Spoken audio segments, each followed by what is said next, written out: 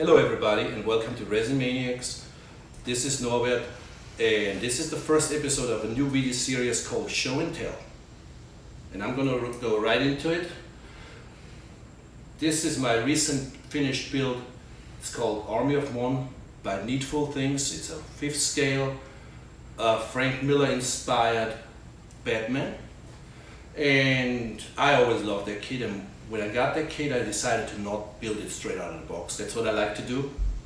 So I started with the head. I said, well, I want to light up that ice, which you can see. I'm going to turn it off and back on. So the way that I did the ice light up, Rob from Needful Things was nice enough to send me a clear casted head. And all it did is, actually it was a lot of work, I wired the cable from that leg, the battery, everything sits in the base. I wired it all through the body and it comes out at the neck, and there's one LED sitting in the middle of the neck and lights up that eyes, and I just painted around it. Didn't do anything, left it blank. So the next thing I wanted is a different cape. Even the cape coming with that kit, a resin kit, has a nice dynamic flying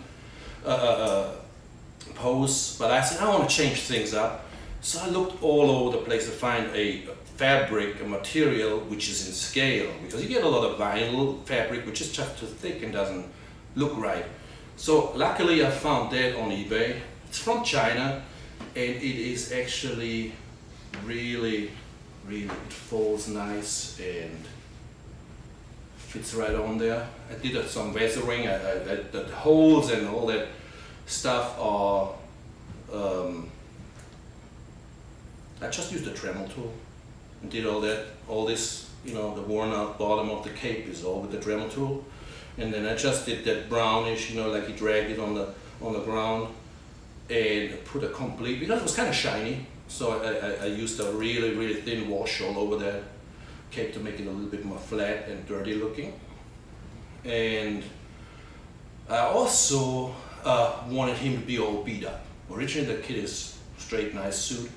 So all the cuts and bullet holes, whatever you want to call it, the way I did it, I used Ace Sculpey. Just put a little ball on there, spread it out, and then later on I went in there while it's still not cured and just opened it up. It made it look like the suit is torn. And like the longer cuts, I used a little tiny saw and cut into it so it looks like he has real cuts, and then just painted it. The belt, all these bags on the belt are new.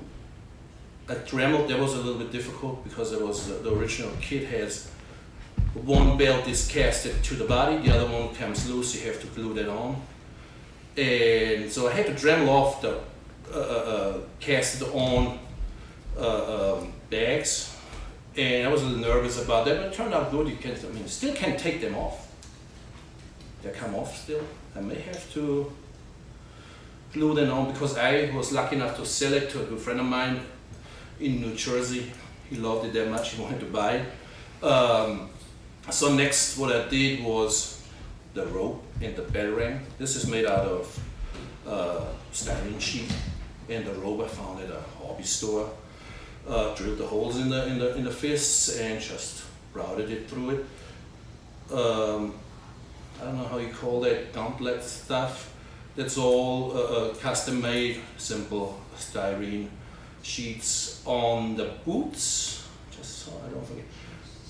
If you look at the boots, this is something I found on eBay on a 1/6 scale soldier accessory stuff. Also, this part here was supposed to be some kind of holder for probably the batarang. I didn't really put any much more salt into it. Well, and what else did I do with the figure? That's basically it.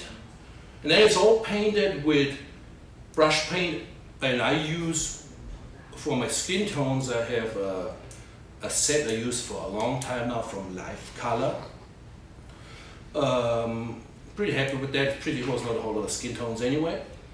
The suit is all, I love to use that craft paint, acrylic paints from the hobby shop. Americana is it's the cheapest, and I really do good with that. There is not a whole lot of airbrush. The cape is a little bit airbrush, and the base coat of the base is airbrush. And then talking about the base, so now there is a lot I did. I'm gonna start with that gargoyle. Even if it's not supposed to be a gargoyle, call the gargoyle if there's no water coming out. My friend Anthony Orange told me at the one fest, oh, you said it's not a gargoyle.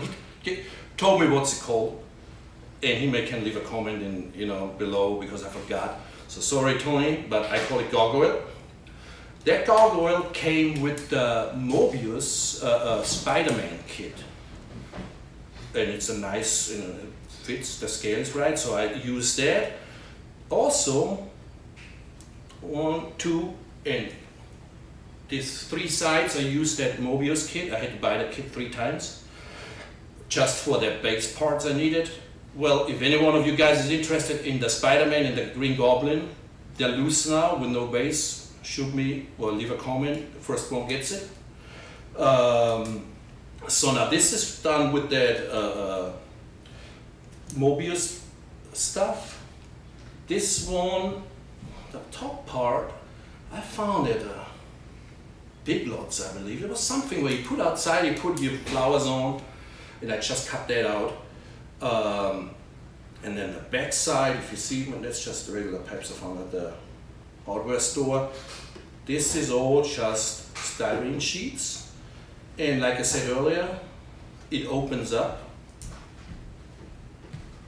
right here, and the battery is in there. You just take the battery out. You have to change the battery, and then it holds on with a magnet right there, snaps in like so.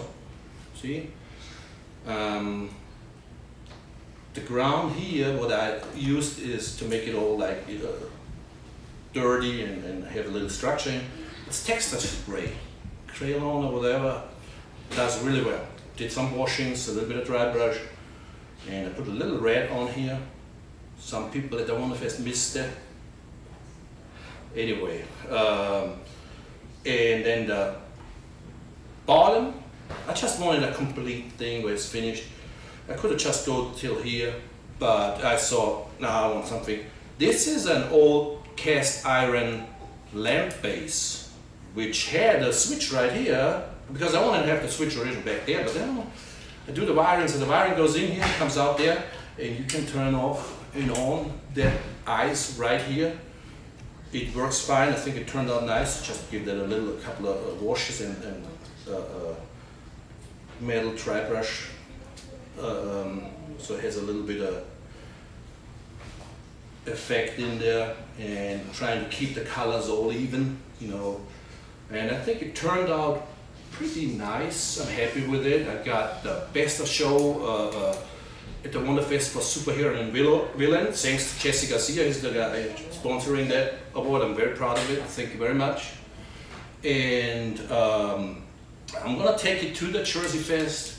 Not sure if I'm gonna enter the contest, but I'm gonna give it to Rob at the Jersey Fest.